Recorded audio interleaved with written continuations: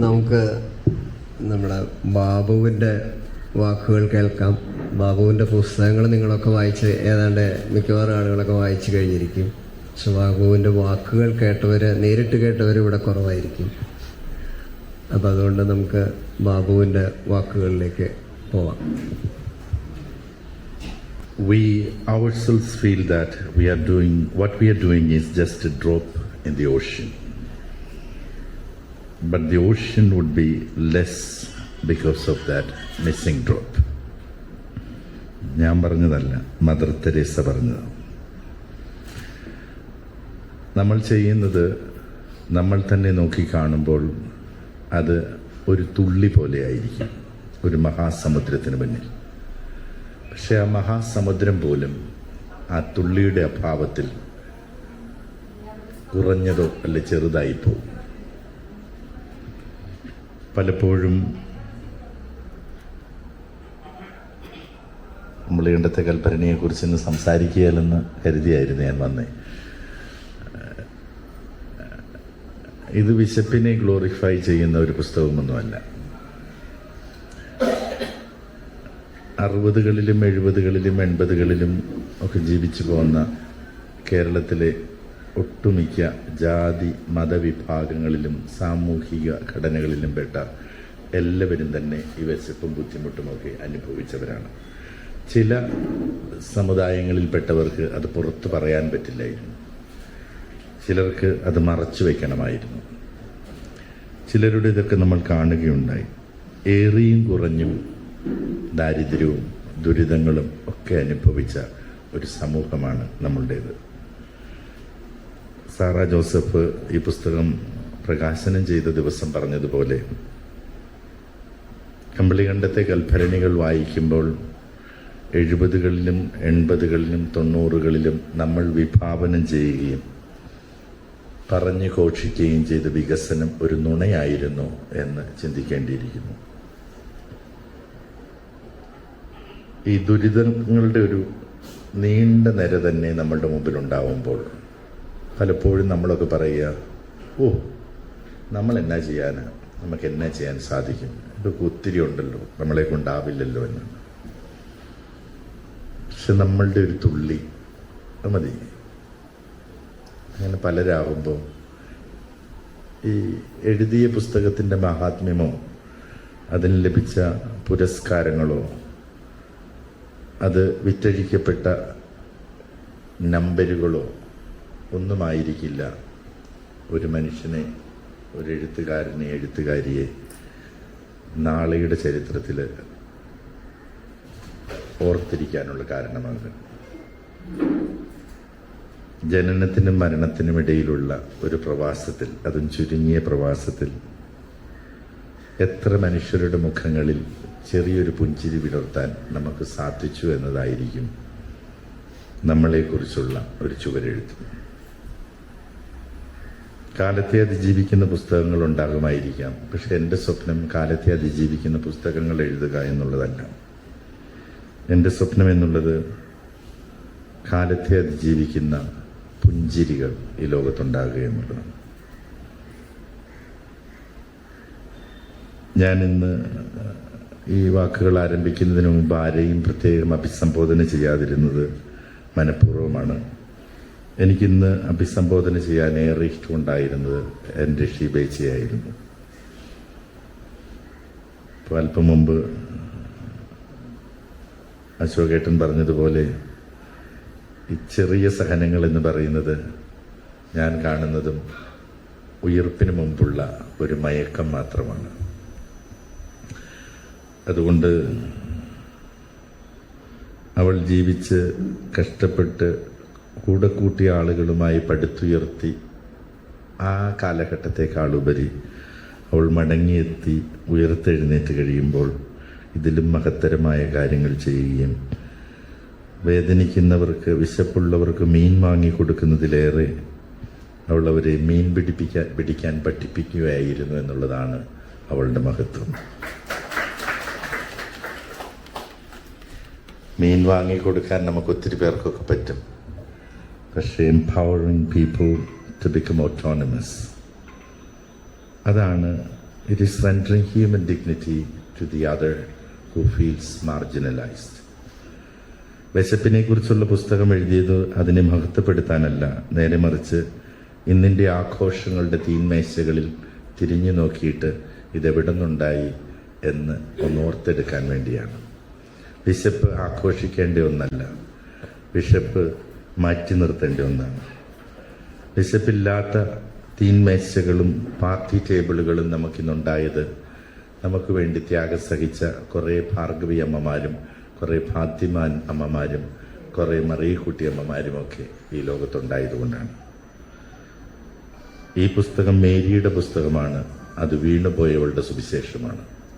അത് അവളെപ്പോലെ വീണില്ലാതായതിലൂടെ പൊട്ടിമുളച്ച എല്ലാ ആഘോഷങ്ങളുടെയും റീസെലിബ്രേഷനാണ്.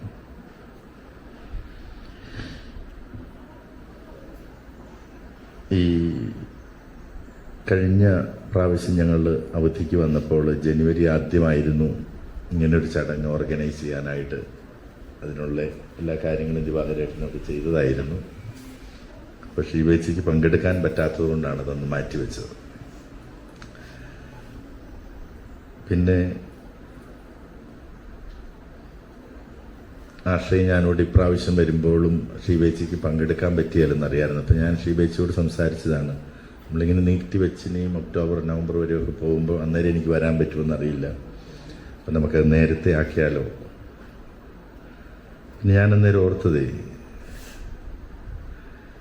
ഈ നമുക്കൊരു നെടുന്തൂണായിട്ട് ക്ഷീണം ഉണ്ടാകുമ്പോഴെല്ലാം ചാരി നിൽക്കാനുണ്ടായിരുന്ന തൂണ് പെട്ടെന്നങ്ങ് ഇല്ലാതാവുമ്പോൾ നമ്മുടെ ക്ഷീണവും കൂടിക്കൊണ്ടിരിക്കും. എപ്പോഴേലും പുതപ്പ് കിട്ടിയിട്ട് കാര്യമില്ല, കുളിരുമ്പോഴല്ലേ കമ്പിളിക്ക് ആവശ്യം.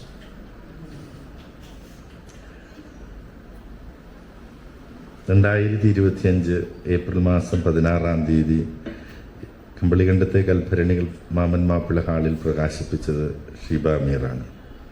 അതിന് 2 ദിവസം മുൻപ് വരെയും ഞാൻ ഷീബ അമീറിനെ കുറിച്ചോ സൊളേസിനെ കുറിച്ചോ കേട്ടിട്ടുണ്ടായിരുന്നില്ല.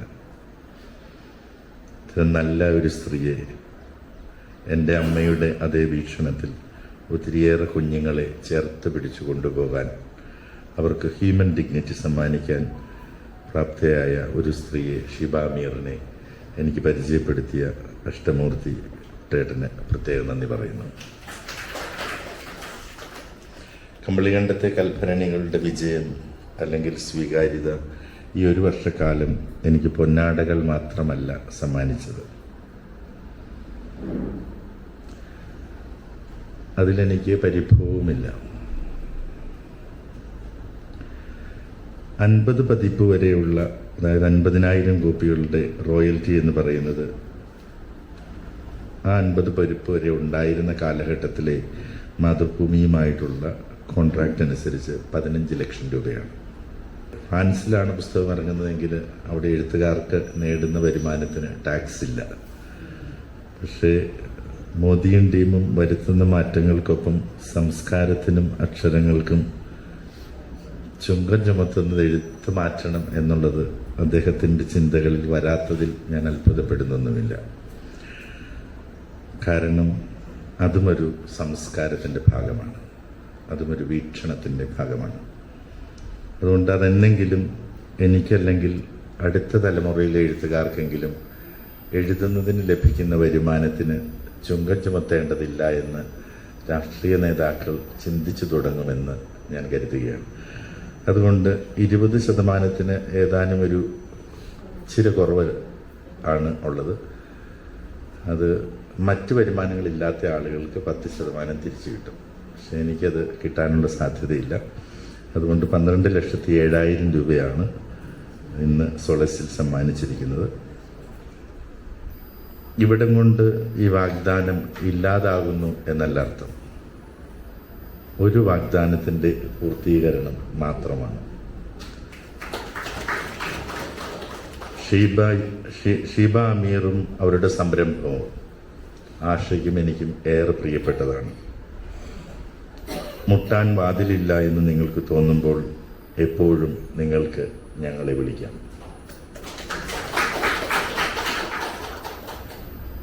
ചെയ്യുന്ന കാര്യങ്ങളിലുപരി ഷീബയുടെ ഇൻറ്റൻഷനാണ് ഇതിനെ ഇത്രയും നോബിളാക്കുന്നത്. Because we could do many things and call it a charity. What makes something more beautiful, splendid, and remarkably incomparable is the intention which is behind your action. And she is such a magnificent human being.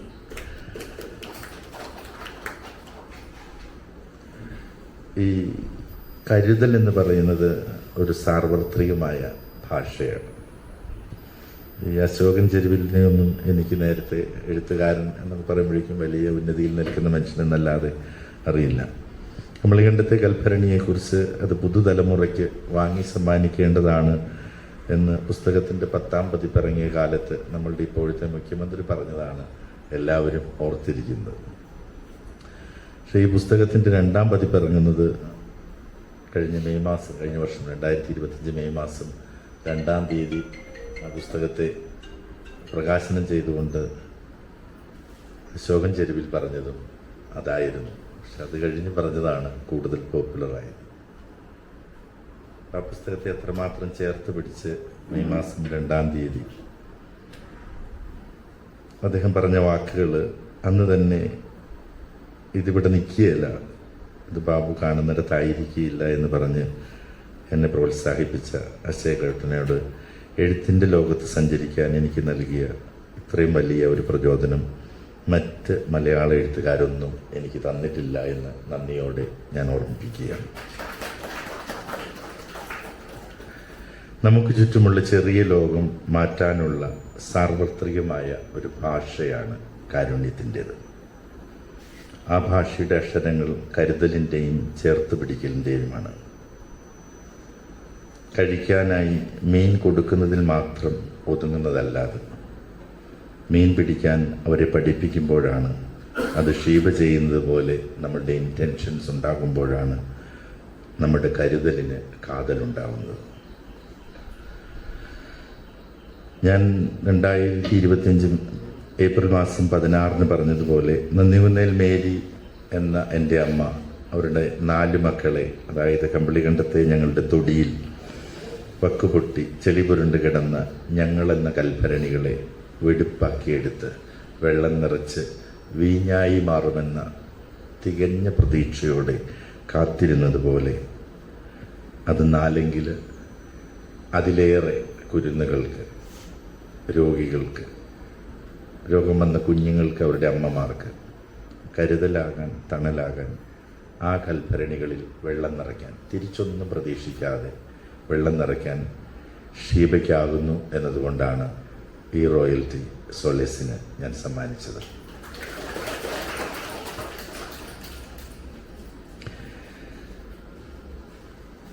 ഈ കടലിൻ്റെ ആഴവോ വ്യാപ്തിയോ ഒന്നും മനസ്സിലാക്കാനുള്ള ബോധമൊന്നും എനിക്കില്ല. പക്ഷേ ഈ തുള്ളിയുടെ അടുത്ത് ചേർന്നിരിക്കാനും അതിനെ മനസ്സിലാക്കാനും നമുക്ക് പറ്റും. നമുക്ക് പറ്റുന്ന തുള്ളികളൊക്കെ കൊടുത്താൽ മതി, നമുക്ക് ലക്ഷമൊന്നും കൊടുക്കേണ്ടതില്ല.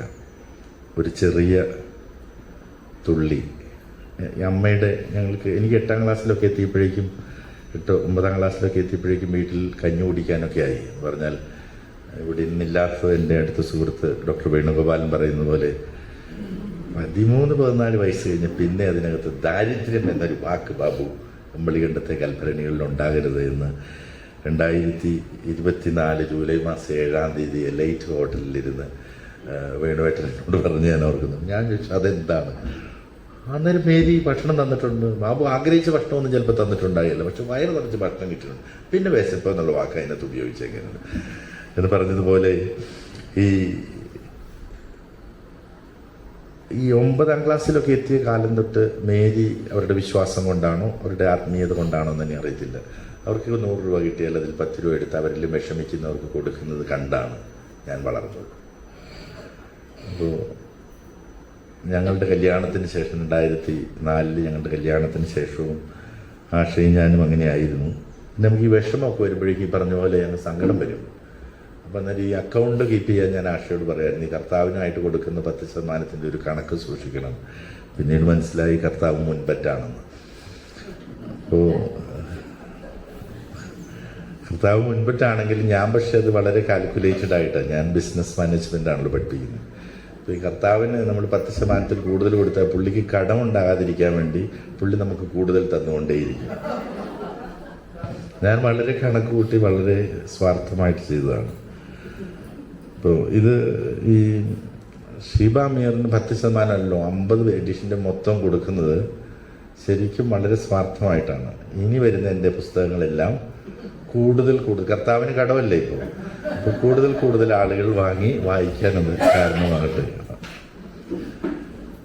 പലപ്പോഴും നമ്മൾ ഇപ്പോൾ ഷീബ ചെയ്യുന്നത് പോലെ കുറേ പേരെ 7500 8000 പേരെയൊക്കെ സംരക്ഷിക്കാൻ നമുക്കാവില്ലായിരിക്കും. നമ്മളുടെ കയ്യിൽ ചിലപ്പോൾ 150 രൂപയുണ്ടാവും. 10 ലക്ഷം കൊടുക്കുന്ന ആൾക്കും 100 രൂപ കൊടുക്കുന്ന ആൾക്കും ഒരേ മീനിങ് ആണുള്ളത്. It makes the same sense. കാരണം അതിന് ബിബ്ലിക്കലി ഒരു സ്റ്റോറി എന്ന് പറഞ്ഞാൽ 3-ാം മണിക്കൂറിൽ വന്നവനും 11-ാം മണിക്കൂറിൽ വന്നവനും ഒക്കെ കൂലി ഒരുപോലെയാണ്.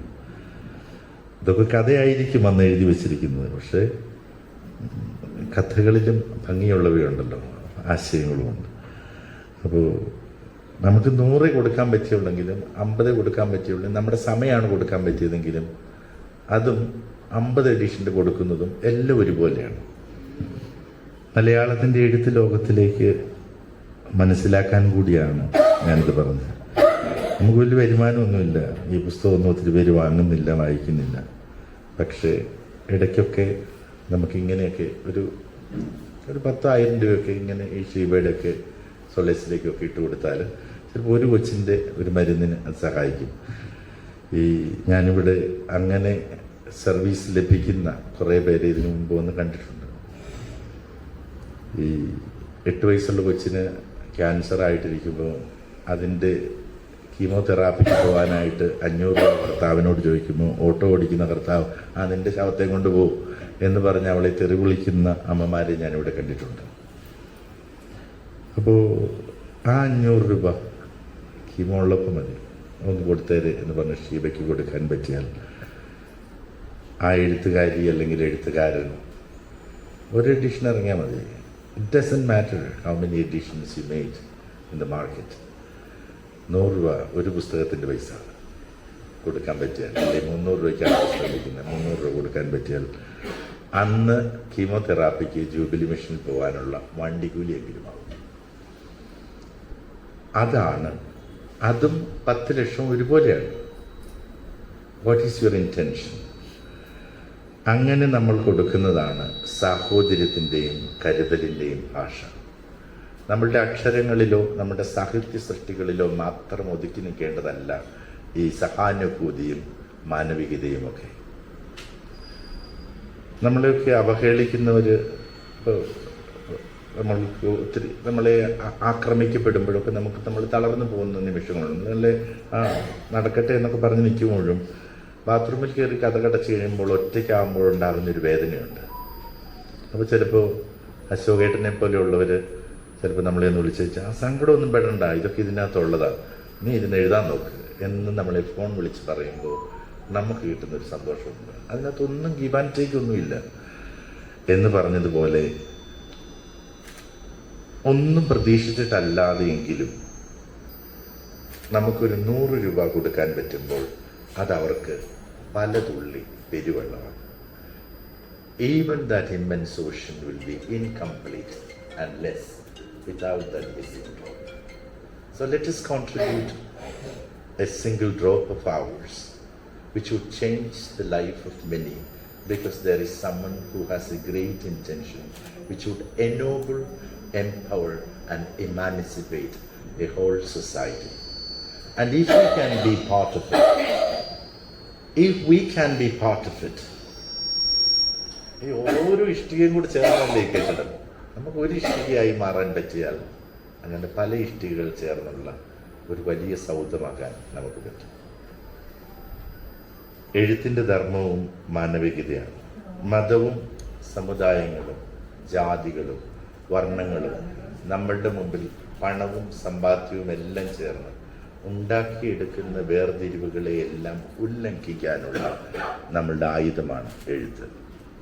അതിന് സാമാന്യവൽക്കരിക്കപ്പെട്ട ഒതുക്കപ്പെട്ട ജനതകൾക്ക് മുഴുവനും ഒരു സാധ്യത കൽപ്പിച്ചു കൊടുക്കാനുള്ളതായിരിക്കണം മാനവികത സംസാരിക്കുന്ന എഴുത്തുകൾ. അല്ലാത്ത എഴുത്തുകളും നമുക്കുണ്ട്, അല്ലാത്ത എഴുത്തുകാരും നമുക്കുണ്ട്. എൻ്റെ മതവിശ്വാസം അപരൻ്റെ വിശ്വാസത്തിന് തടസ്സമാകുന്നില്ല.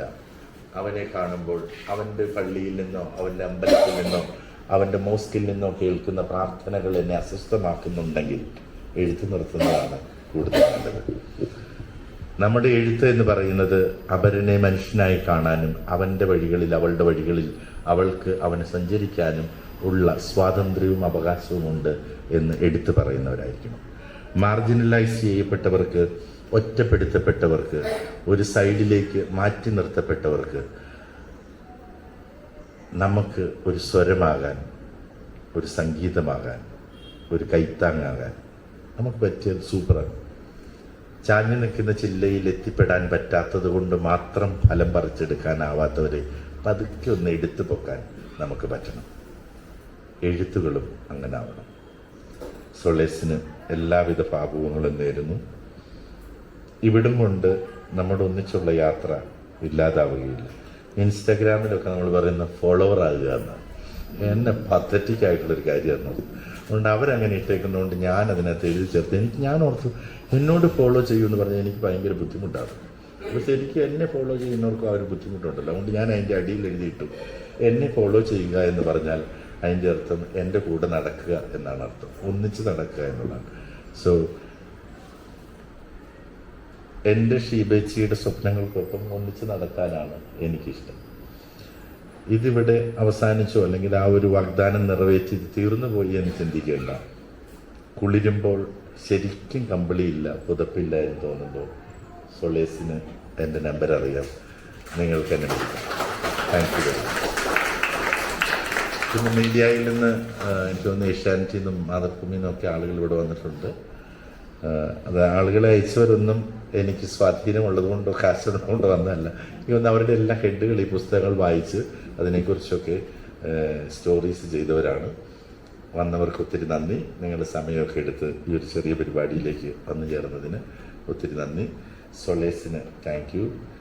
കുഞ്ഞുണ്ണിയേട്ടനും പ്രവീണേട്ടനും കുട്ടേട്ടനും നന്ദി. അശോകേട്ടൻ ഇന്നിവിടെ എത്തിച്ചേർന്നതിനും സംസാരിച്ചതിനും തുടക്കം മുതലേ കൂടെ നിന്നതിനും ഒത്തിരി നന്ദി. കൃഷ്ണേട്ടന് നന്ദി. സൊളേസിലെ എല്ലാവർക്കും, ഇപ്പോൾ ബാബുക്കായൊക്കെ ഉണ്ട്, താങ്ക് യു. ഷീബേച്ചിയുടെ മോനും ഇവിടെ വന്നിട്ടുണ്ടെന്ന് പറഞ്ഞ് താങ്ക് യു വെരി മച്ച്. ഷീബേച്ചി ഇപ്പോൾ മെസ്സേജ് അയച്ചായിരുന്നു, വോയിസ്. ഷീബേച്ചി ഇവിടെ ഇല്ലാതെ പൊതുവിൽ അങ്ങ് അഡ്രസ്സ് ചെയ്ത് സംസാരിക്കാൻ ഇഷ്ടപ്പെടുന്നില്ല. അതുകൊണ്ട് എനിക്ക് ഷീബേച്ചി ഉള്ളതുപോലെയാണ്. അവൻ മരിച്ചു എന്ന് അവർ കരുതി. എല്ലാ 400 റാത്തലോളം വരുന്ന സുഗന്ധദ്രവ്യങ്ങളിൽ അവനെ പൊതിഞ്ഞ് അവർ ഒരു കല്ലുരുട്ടി അതിന് മുമ്പിൽ വെച്ചു. 3-ാം ദിവസം അവൻ ഉത്ഥാനം ചെയ്തു. അവൾ മടങ്ങി വരും. Thank you.